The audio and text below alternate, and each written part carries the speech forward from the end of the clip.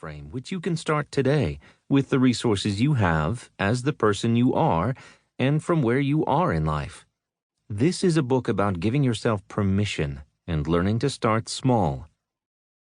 Over a 15-year period, management researchers Joseph Raffi and Jia Feng tracked a group of would-be entrepreneurs to answer the question of whether quitting your job or keeping it while pursuing starting your own business was better.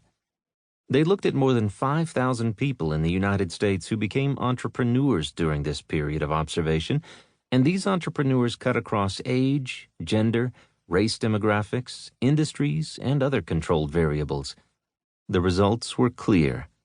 Those who kept their day jobs were 33% less likely to fail in their new venture, which is significant.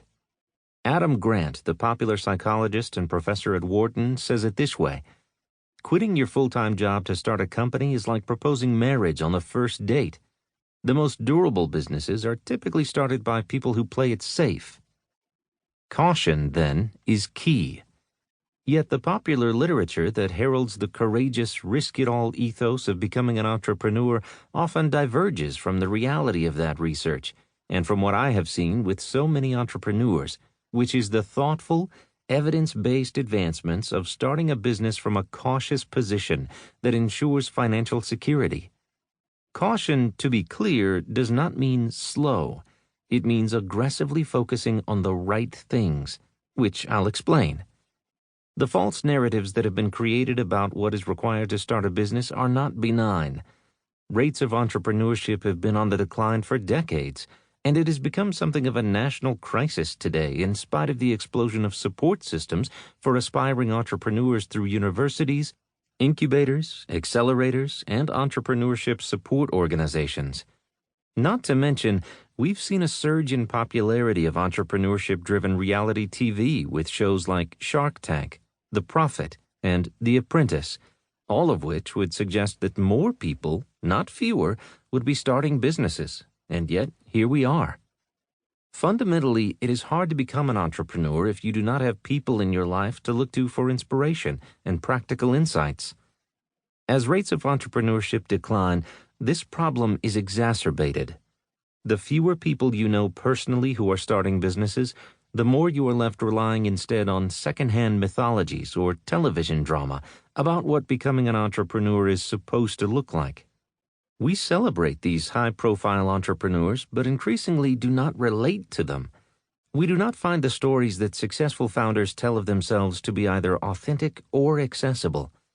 The chasm, as we see it, is too great.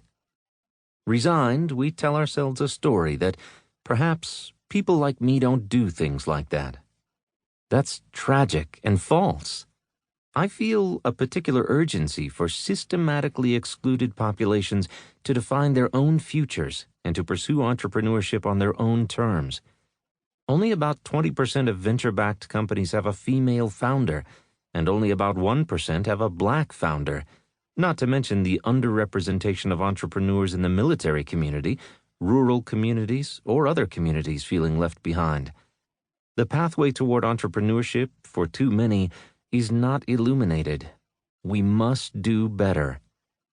My aim here is to make entrepreneurship relatable again and to invite real people like you, with real constraints in their lives, to start a business and, more important to me, pursue your own creativity and fulfillment. As I'll explain, being deeply concerned with a problem is the genesis of a good business.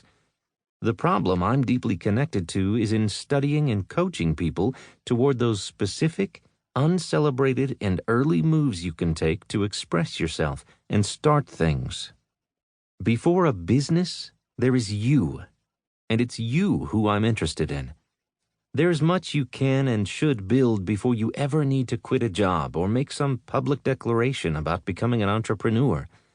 The question is not whether to quit or stay stuck, but rather how to start. I took a risk in choosing to write a fictional story, not being a fiction writer myself, because I believed in fiction as a powerful medium for teaching. Yet it is a vulnerability for me, having realized a number of deficiencies in the first version I soft-launched. Such is the choice we make, though, to discover the potential of our ideas.